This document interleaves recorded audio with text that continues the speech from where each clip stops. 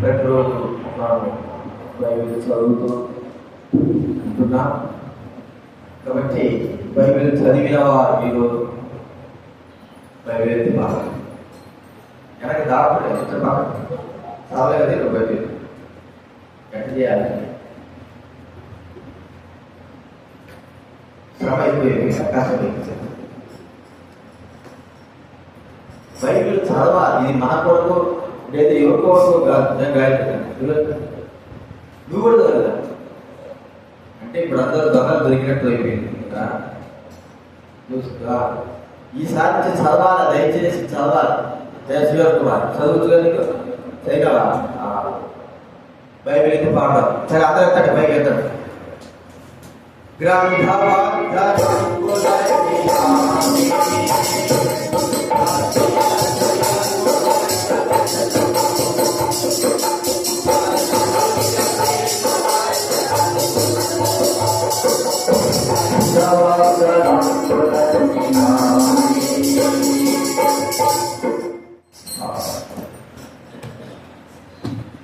దేవుడు మనకి ఇచ్చింది బైబిల్ ఇంట్లో పెట్టుకోవడం చదవడం.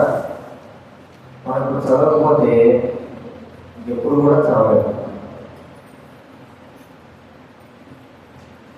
ఆ రోజు మనము పోయిన బైబిల్ చదవకపోతున్నాం. అన్నప్పుడు తినకూడదు, అక్కడ నేను అన్నప్పుడు తినడం అనేటువంటి ఆలోచన. ప్రార్థన చేసుకుందాము.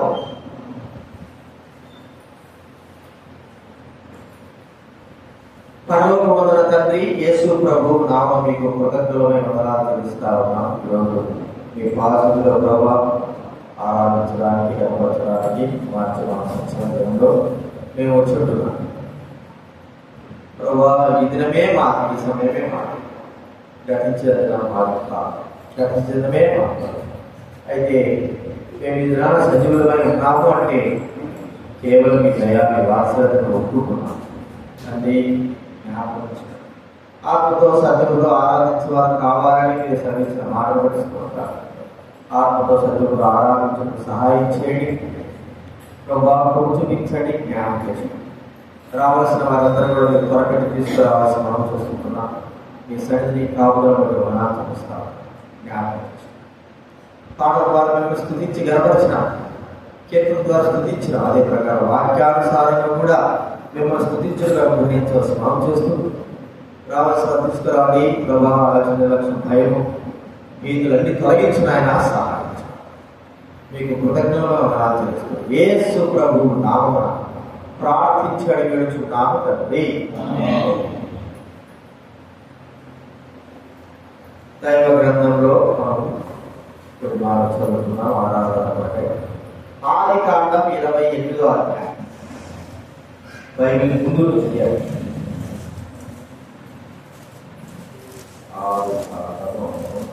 బైబిల్ ముందు భాగం నుంచి 23వ పేజీ, ముందు నుంచి 23వ పేజీ. ఆదికాండం 28వ అధ్యాయము 17వ వచనం మనందరం కూడా కలిసి చదువుకుందాం. ఆదికాండము 28వ అధ్యాయం, బైబిల్ ముందు భాగం నుంచి 23వ పేజీ, 17వ వచనం అందరం చదువుదాం. దైవ గ్రంథం అందరూ కూడా చదవాలి, గట్టిగా చదవాలి.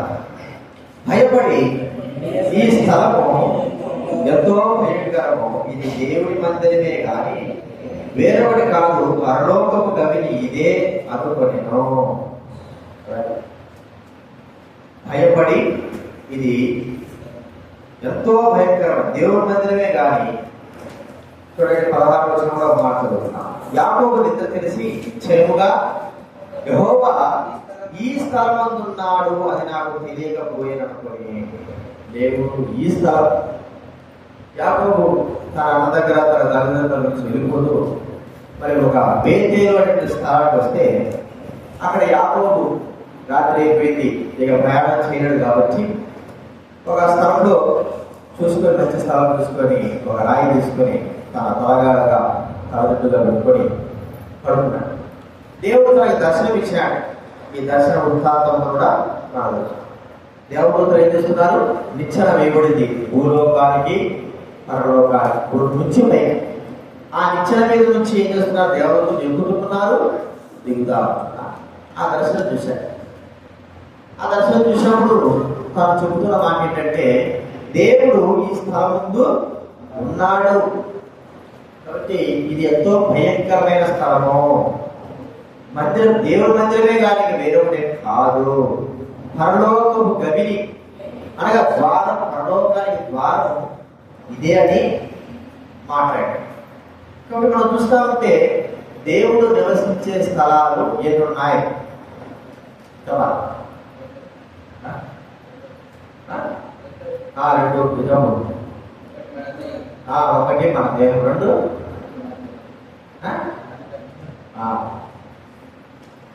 అందుకే ఎలా కూర్చోకూడదు. కూర్చుంటే గట్టి మాట్లాడాలి. చెప్పండి చెప్పాలి.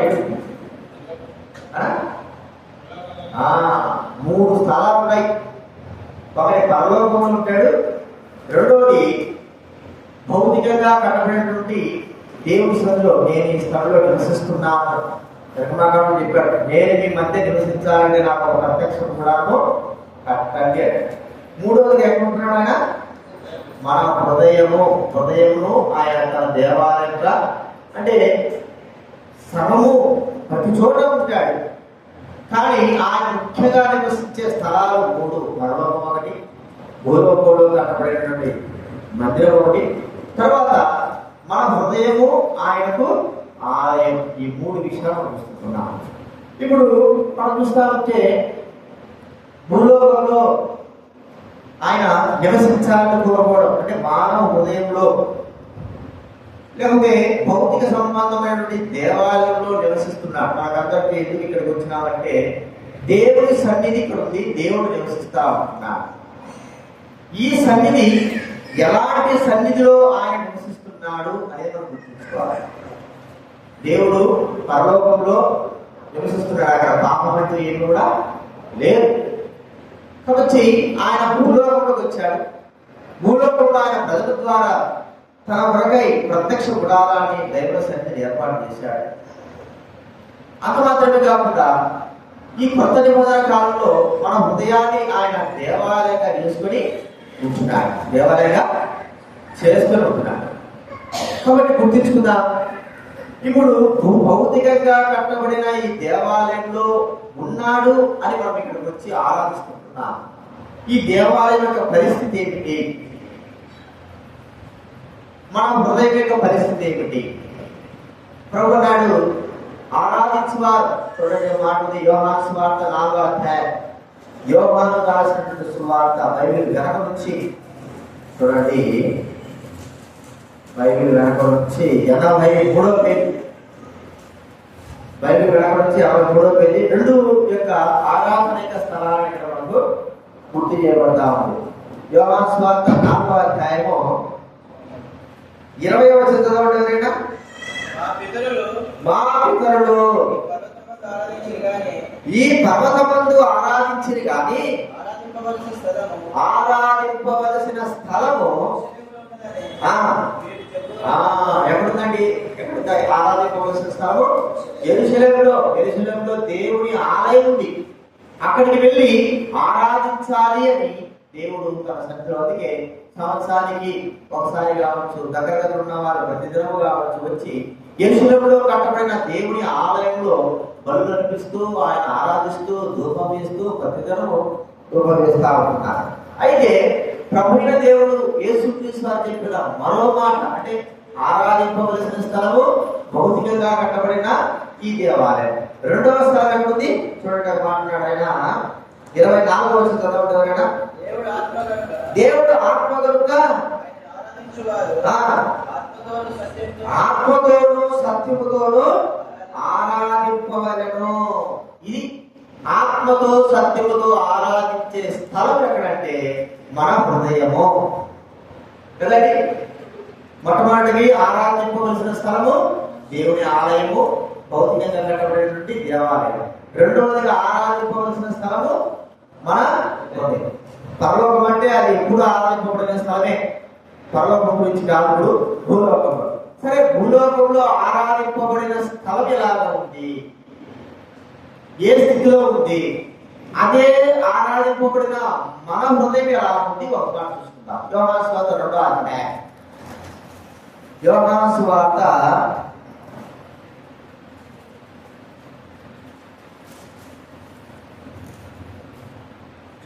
మత్తయి సువార్త 21వ అధ్యాయము 12వ చదవండి ఎవరైనా. మత్తయి సువార్త 21వ అధ్యాయం 12వ వచనం. యేసు దేవాలయంలో ప్రవేశించి వెలగొట్టి పడద్రోసి నా మందిరము ప్రార్థనా మందిరం అనబడును రాయబడి ఉంది. అయితే మీరు దాన్ని దొంగల గుహగా చేశారు. ఏమైపోయిందండి? భౌతికంగా కట్టబడినటువంటి దేవాలయము ఏమైంది? ఎలా మార్చబడింది? దొంగల గుహగా. ఈ దినాల్లో ఆయా చర్చిలు ఎలా ఉన్నాయంటే ఫారెన్ దగ్గర అంటే లండన్లో ఆ ప్రాంతాల్లో చర్చిలను మరి హోటల్లాగా మార్చేశారు. చర్చిలు నడవలేక హోటల్గా చర్చిలను హోటల్గా కట్టేశారు. అంటే ఎలాగైపోయింది మరి? ఒకవేళ అది హోటల్గా ఉండొచ్చేమో కానీ మరికొన్ని చర్చిలు ఎలా ఉంటాయంటే దొంగల గుహగా.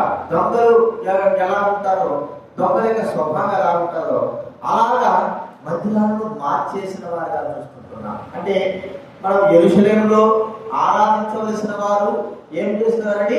దొంగల గుహగా తీసుకొచ్చి ఆయన మరి గొర్రెలు, మేకలు, ఆ పావురాలు దేవుని ఆలయంలోనే వారు విక్రయిస్తున్నారు, అమ్ముతా ఉంటున్నారు. ప్రభువుకు కోపం వచ్చింది. ఇది ఆరాధింపబడిన స్థలము, అయితే మీరు ఎలాగ చేస్తున్నారంటే దొంగల గుహగా చేస్తున్నారు. మరి ఈ దొంగల గుహగా చేయబడినట్టు మనం చూసుకుంటున్నాం. ప్రభువు కోపం వచ్చింది. దేవాలయం కట్టబడిన దేవాలయం అందుకన్నాడు మొదటి ప్రాంతంలో, నేను నిత్యము నా మందిరము, నా ఆలోచన నా తలకు పైన వాక్యము, నా యొక్క తలకు నా ఆలోచన నిత్యం ఇక్కడ నివాసము చేస్తాను అన్న మాట బట్టి. అయితే నివాసం చేస్తానటువంటి ఈ యొక్క దేవాలయం ఎలాగ చేయబడింది? దొంగల గుహగా చేయబడింది. అయితే మన హృదయం గురించి ఆలోచిస్తే మన హృదయంలో కూడా ఆయన నివాసం చేయాలన్నాడు. మన హృదయం ఎలా ఉంది చూడండి. ఇర్మియా పత్రిక, ఇర్మియా గ్రంథము 17వ అధ్యాయం, మనకు తెలిసిన మాటలే. ఇర్మియా గ్రంథం 17వ అధ్యాయము 9వ వచనం, బైబిల్ మధ్యలో నుంచి 642 ఇర్మియా గ్రంథం. హృదయము అన్నిటికంటే మోసకరమైంది, అది ఘోరమైన వ్యాధి గలది, దాన్ని గ్రహింపగలవాడు ఎవడు? ఎట్లుందండి హృదయము? మన హృదయమే ఆయనకు ఆలయం. మనలో ఉన్నటువంటి ఈ యొక్క శరీరం దేవాలయంగా తీసుకున్నాడు ఆయన. మనం నివసించాలని కోరుకుంటే ఈ యొక్క ఆలయం ఎలా ఉంది చెప్పండి? మోసకరమైంది, ఘోరమైన వ్యాధి గలది. ఎలాంటి వ్యాధి? మనకు అందుకే హృదయములో నుండి మార్క్స్ వార్త 7వ అధ్యాయం 20-22 వచనాలు చూస్తే 13 రకాలైనటువంటి పాప సంబంధమైనటువంటి దుర్మార్గపు క్రియలు హృదయంలో ఉన్నాయి. ఇటు చూస్తే దేవుని ఆలయంలో గొప్పగా చేసి ఉన్నది. మరోవైపు దేవుడు మానవుడు హృదయం ఎలా ఉందంటే ఘోరమైనటువంటి వ్యాధి కలిగి ఉంటున్నది. ఇక ఎక్కడి నుంచి మనం ఆరాధించాలి? ఎలాగా ఆరాధించాలి? హృదయంలో ఉన్నటువంటి వ్యాధితో నింపబడినటువంటి మనం వాడుకుంటూ చెప్పాడు యెషయా 1వ అధ్యాయంలో, మరి తల మొదలుకొని అరికాలకు కూడా పచ్చి పుండ్లతోనూ వ్యాధితోనూ నింపబడిన వ్యక్తులంగా ఉన్నాము. మరి పరలోకపు గమినిగా దేవునికి ఆలయముగా చేసుకున్నటువంటి భౌతిక సంబంధం కూలిపోయిందంటే కూలిపోయింది. మరి హృదయము దేవుడు నివసించాలన్న హృదయం ఎలా ఉందంటే ఘోరమైన వ్యాధితో ఉంది. మరి ఈ వ్యాధి విషయమై, మరి ఈ ఘోరమైన హృదయ విషయమై, ఈ మనసు విషయమై ప్రభువైన దేవుడు ఏ గొప్ప కార్యం చేసినాడు? ఎలాగా ఆయన మన హృదయాన్ని పవిత్రపరిచాడు. మన హృదయం పైన ఆయన మరి బలిగా అర్పణగా చేయబడిన రక్తము మన హృదయం పైన ప్రోక్షింపబడింది. మనకు బాగా తెలుసు యేసు క్రీస్తు వారిగా రక్తం ద్వారా మన హృదయం ఒక్క బొట్టు రక్తము మన హృదయాన్నంతా కూడా ఏం చేసి చెప్పండి, పవిత్ర. ఇప్పుడు ఒకవేళ భౌతికంగా కట్టబడినటువంటి గోడలు పడిపోతే మనం ఆరాధించలేకపోయి ఉండొచ్చేమో, దేవుడు కట్టించకపోవచ్చు. పడగొట్టబడినటువంటి దేవాలయం ఇప్పుడు కూడా కట్టబడాలి, అది అలాగే ఉంది. అంటే దేవాలయం పడిపోయింది, అక్కడ లేదు దేవాలయం. మరి అది ఆయన కట్టడానికి ఇష్టపడలేదు. మరి ఒక దినాలు వస్తుంది కట్టొచ్చు, వీళ్ళు భౌతికంగా కట్టొచ్చు. కానీ హృదయం అనే దేవాలయ విషయమే దేనికి ప్రాధాన్యత ఇస్తున్నాడు ప్రభు? భౌతికంగా కట్టబడే దానికా, హృదయం అనే దేవాలయానికా? హృదయం అనే దేవాలయానికి ఏం చేస్తున్నాడు ప్రభు?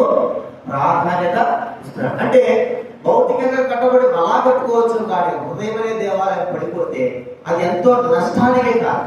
అందుకే ప్రభువైన దేవుడు మన హృదయం వ్యాధితో ఉంటున్నటువంటి దుర్మార్గంతో ఉంటున్న మన హృదయాన్ని ఆ ప్రభువైన దేవుడు కడిగి పవిత్రపరచడానికి కొరకే తన స్వరక్తాన్ని కాల్చి మన పైన ఆయన మన హృదయం పైన ప్రోక్షించినాడు. ఇప్పుడు మనము మన హృదయం ఏమైంది చెప్పండి, పవిత్ర పరచబడింది. యేసు రక్తము ద్వారా పవిత్రపరచండి. నిద్రపోతున్నాం లేండి అక్కడ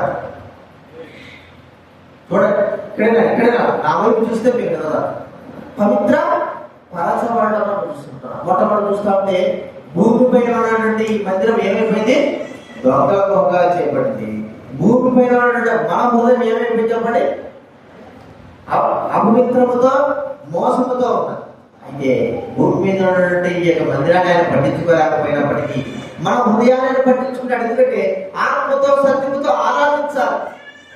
కాబట్టి ఎలాగ ఆరాధిస్తే ఇంత దుర్మార్గంతో ఉంటే ఆరాధించలేము. కాబట్టి పడిపోయినటువంటి దుర్మార్గంతో మన హృదయాన్ని కడిగి పవిత్రపరచడానికి కొరకై యేసుక్రీస్తు వారు తన రక్తాన్ని మన కొరకై కార్చి మన హృదయాలంతా కూడా ఏం చేశాడు, పవిత్రపరిచినాడు అని మనం. ఇప్పుడు పవిత్రపరచబడిన మన హృదయంతో ఆత్మతో సత్యముతో మనం ఏం చేయొచ్చు, ఆరాధించవచ్చు. కాబట్టి గుర్తించుకుందాం. ప్రియమైన వారికి మొట్టమొదటి చూసుకుంటున్నాం. రెండవదిగా భూమి పైన ఉన్నటువంటి మందిరం విషయమే మనం చూస్తే దుమ్ముతో, అంటే దుమ్ముతో నిండిపోవడం.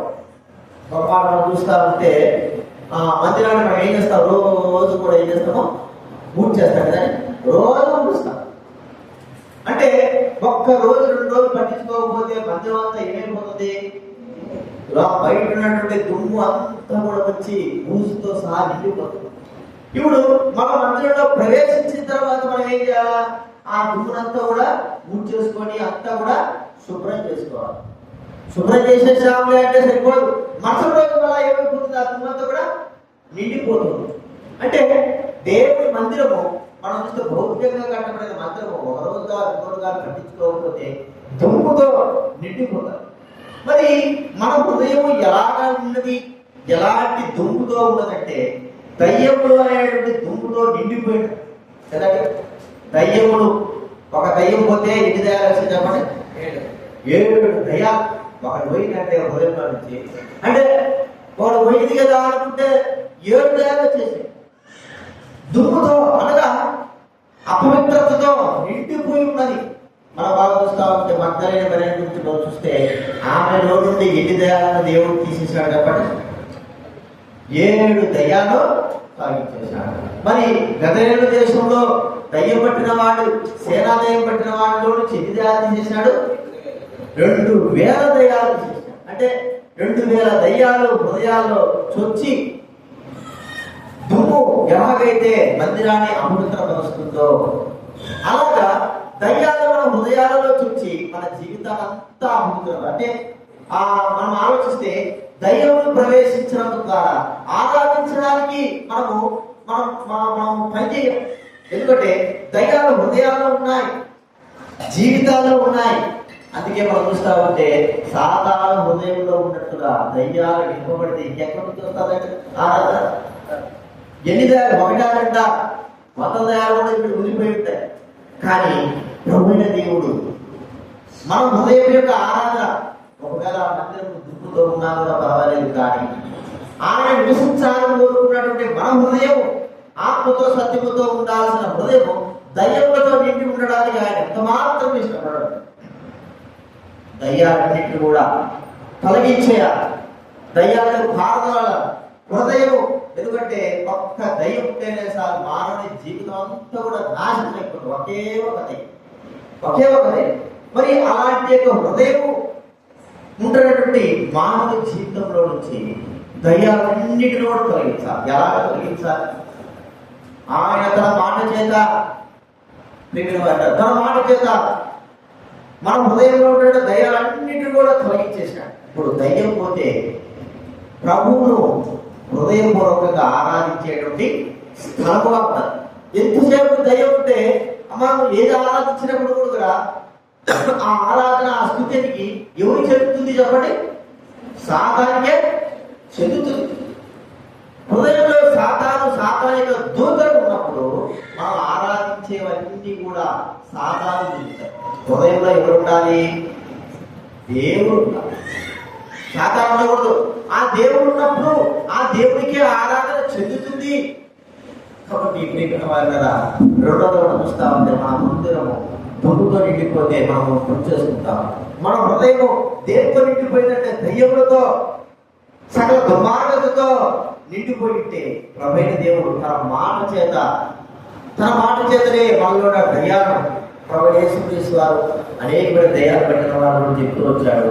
సాతానా నీలో వారి నుంచి వెళ్ళిపో, అతని నుంచి వెళ్ళి రావద్దు అనేటువంటి మాట మనం చూస్తాం. ఎన్ని దయాలు వెళ్ళిపోయాడు? 100 దయాలు, 1000 దయాలు, లక్షల దయాలు మానవుడు హృదయం నుంచి.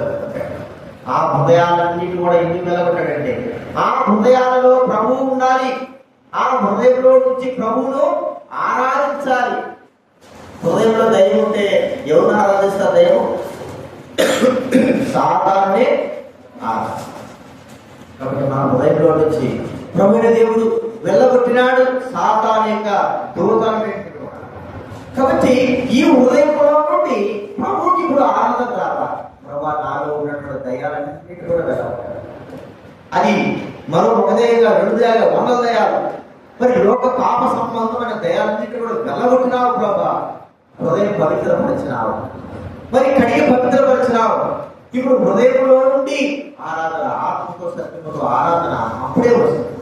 కాబట్టి మనలో నుండి తొలగిపోయినటువంటి సాతాను యొక్క దూతలు లేకపోతే దయ్యాలు బట్టి వాటన్నిటిని పోగొట్టినందుకు, హృదయం పవిత్రపరిచినందుకు ఆత్మతో సత్యముతో ప్రభువును ఆరాధించాలి. అంత మాత్రమే కాదు, ఈ యొక్క మందిరము పడగొట్టబడతారు. ఏదో ఒక దినాన ఏం చెప్పండి, పడగొట్టబడతారు అంటే సంపూర్ణంగా మరి పడిపోతారు, జ్ఞానపట్టం చేపట్టారు. ప్రభుత్వం యేసుక్రీస్తు శిష్యులు అన్నారు.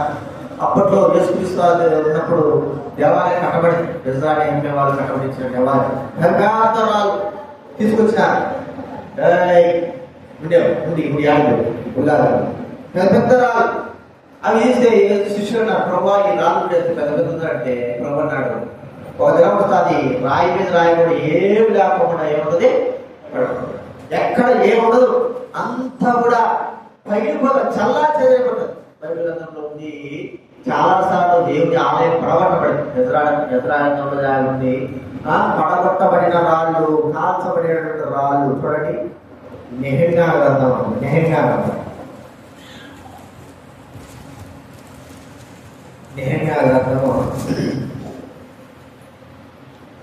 నా బైబిల్ మధ్యలో నుంచి 403 బైబిల్ మధ్యలో నుంచి 403 నెహెమ్యా గ్రంథము 4వ అధ్యాయము మొదటి 3 వచనం.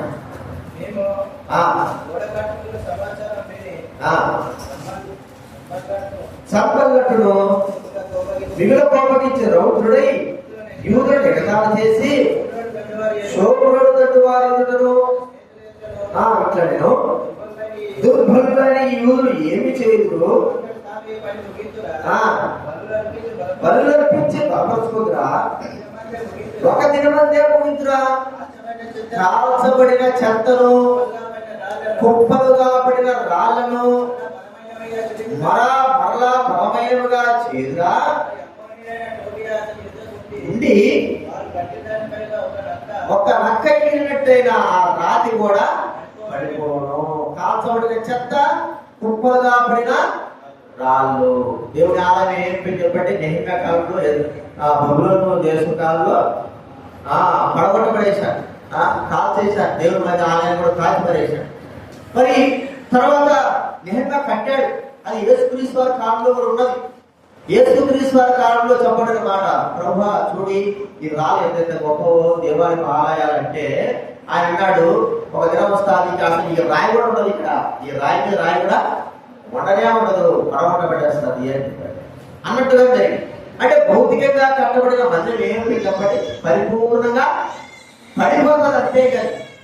కానీ దేవుడు ఉండాలనుకున్నటువంటి ఈ హృదయం అనే మందిరం ప్రేమ వల్లరా పడిపోయినా కూడా, పగలగొట్టబడినా కూడా దేవుడు అతికించేవాడు హృదయాన్ని కదండి. హృదయము పడిపోయిన దాన్ని ఏం చేస్తాడంటే, అది అంత పగిలిపోయింది అనుకో మనం ఏం చేస్తాము, పారేస్తాం. కూడా పగిలిపోతే పారేస్తాం. మరి హృదయం పగిలిపోతే అది ఎవరు కడతారు? హృదయాన్ని కట్టేవారు దేవుడు ఒకటి. కాబట్టి పగిలిపోయినటువంటి హృదయంలో బాగు చేసి సరిచేసి మరి తన ఆలయంగా దేవుడు చేసుకోవాలని కోరుకుంటున్నాడు. ఈ ఒకవేళ ఈ యొక్క ఆలయం పడిపోయిందనుకో మన వల్ల కట్టడానికి చాలా టైం, మరి ఎంతో టైం పడుతుంది. కానీ పగిలిపోయిన హృదయము, ఈ హృదయాన్ని కట్టగలిగిన వాడు, కట్టి ఇంట్లో నివసించాలని కోరుకునేవాడు ఎవరంటే దేవుడే.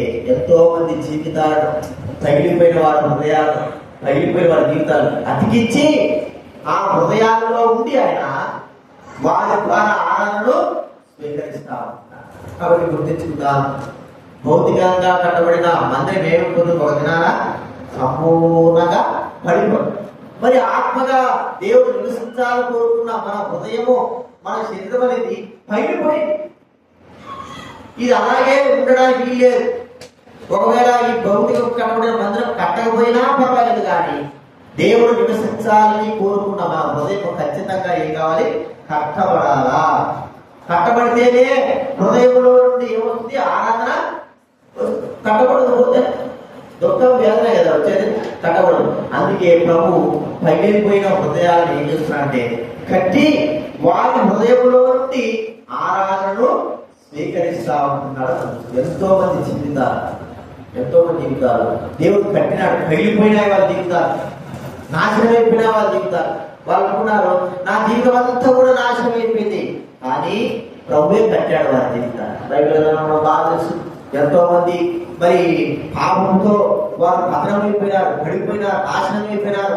వారు హృదయం అనే శరీరమే కదా ఆయన దేవాలయం కదా, వారి దేవాలయం నుండి దేవుడు దేవాలయంలో వచ్చిన శరీరం ఏమైపోయింది, పాడు చేయబడి నాశనం అయిపోయింది.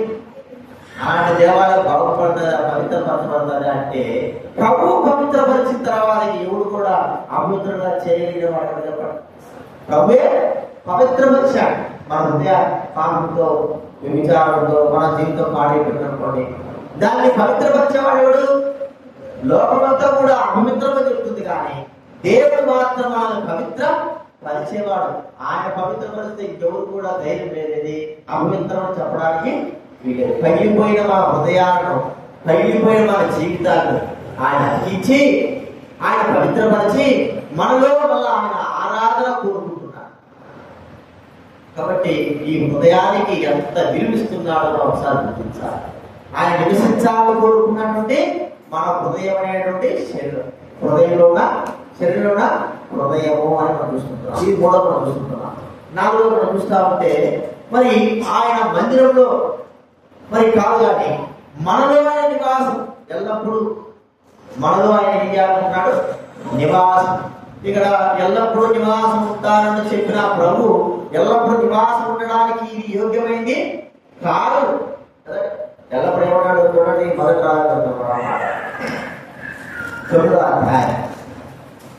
మొదటి రాజు గ్రంథం 9వ అధ్యాయం 4వ వచనం 3వ వచనం చదివారా?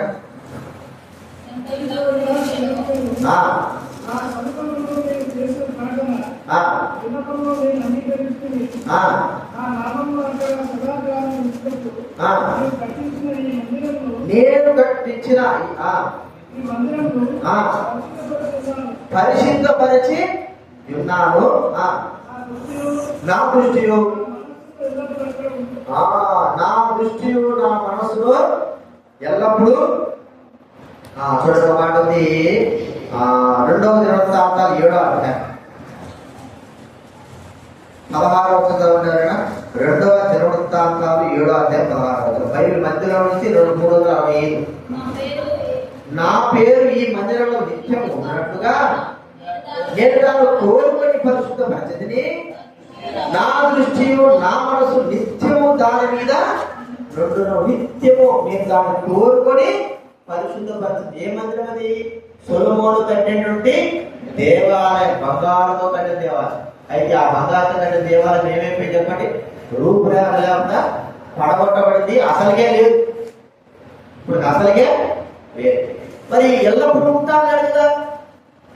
ఎందుకంటే అది ఆ యొక్క దేవాలయము, మందిరము దేవుడు నివసించడానికి యోగ్యమైనదిగా ఉండడం లేదు. కాబట్టి యోగ్యమైనదిగా ఉండడానికి అక్కడ ఏమీ లేదు. అందుకే ఆ దేవాలయం పడగొట్టబడింది. మరి మానవ హృదయం ఎలాంటిది చెప్పండి? మానవ హృదయము, మన యొక్క ఆత్మ యుగయుగాలు నివసించాలా, యుగయుగాలు నివసించాలా. ఎలా? ఆ యొక్క ఆత్మలో దేవుడు నివసించాలి. యుగయుగాలు రాసింది, పడగొట్టబడేది కాదు, నశించిపోయి భగవంతులలో పోయింది కాదు. మన ఆత్మ ఎలా ఉంటుంది చెప్పండి? యుగ యుగాలు ఉండాలి. ఆ యుగ యుగాలు అంటే దేవుడు యుగ యుగాలు మనలో నివసించాలి. అందుకే యుగ యుగాలు ఉండడానికి కొరకై మన హృదయము అనేటువంటి దేవాలయాన్ని ఏర్పరుచుకున్నాడు. పడగొట్టే దేవాలయానికి ప్రాముఖ్యత ఇవ్వాల. మన హృదయానికి ఆయన ఎక్కువ ప్రాముఖ్యత, మన ఆత్మకి ఎక్కువ ప్రాముఖ్యత ఇచ్చాడు. అందుకే మనం కూడా ఆత్మ మనం చనిపోయిన తర్వాత శరీరధారిగా మనం కూడా మరి ఆత్మ సంబంధమైన శరీరధారిగా మనం పరలోకం వెళ్ళిపోతాం. ఆయనతో పాటు సదాకాలం మనం ఉంటాం. ఇక్కడైతే ఆయన మనలో ఉన్నాడు సదాకాలము. మనం చివరికి చచ్చిపోయిన తర్వాత పరలోకం వెళ్ళిపోతుంది. అక్కడ ఆయనతో పాటు మనం ఏముంటామో సదాకాలం ఉంటాం. ఆయన అప్పుడు దేవాలయం వెళ్ళిపోతాడు. ఆ దేవాలయంలో మనం నివసిస్తాం. ఇప్పుడు మన హృదయం ఏమైపోయింది చెప్పండి? ఆయనకు దేవాలయం ఉంది.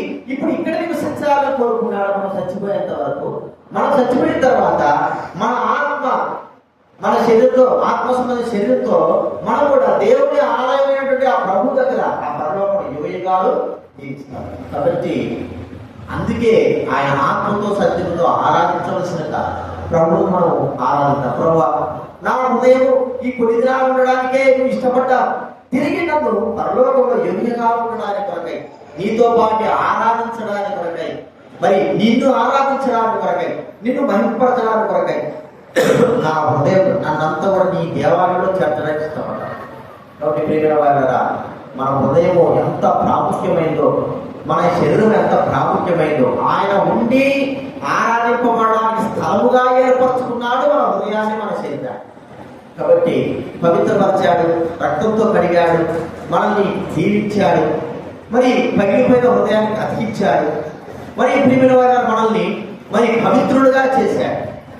మనలో ఉండి నిత్యము ఆరాధింపబడవలసిన స్థలముగా ఉండడానికి కొరకు ఆయన ఏర్పరచుకున్నాడు.